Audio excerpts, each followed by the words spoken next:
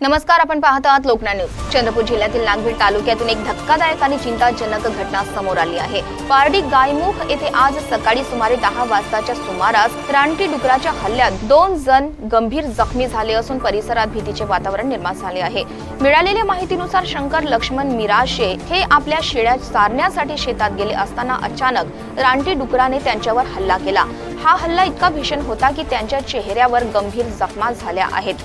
दरम्यान त्याच ठिकाणी आंबे तोडण्यासाठी गेलेले माधव देवाजी ढोरे यांनी मदतीसाठी धाव घेतली, मात्र रानटी डुकराने त्यांच्यावरही हल्ला करत त्यांनाही गंभीर जखमी केले।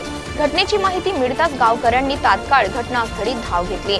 यावेळी अशोक पोहपरे आणि नलेश रडके हे देखील घटनास्थळी उपस्थित होते आणि त्यांनी मदत कार्यामध्ये सहभाग घेतला। दोन्ही जखमींना ब्रह्मपुरी येथील उपजिल्हा रुग्णालयात दाखल करण्यात आले, मात्र प्रकृती चिंताजनक असल्यामुळे त्यांना पुढील उपचारासाठी ख्रिस्तानंद हॉस्पिटल आणि त्यानंतर यशलोक हॉस्पिटल येथे हलविण्यात आले आहे।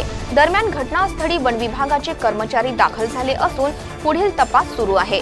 या घटनेमुळे परिसरात भीतीचे वातावरण पसरले असून नागरिकांनी सतर्क राहण्याचे आवाहन करण्यात येत आहे। लोकन्याय न्यूज उपसंपादक भोजराज नवघडे, नागभीड।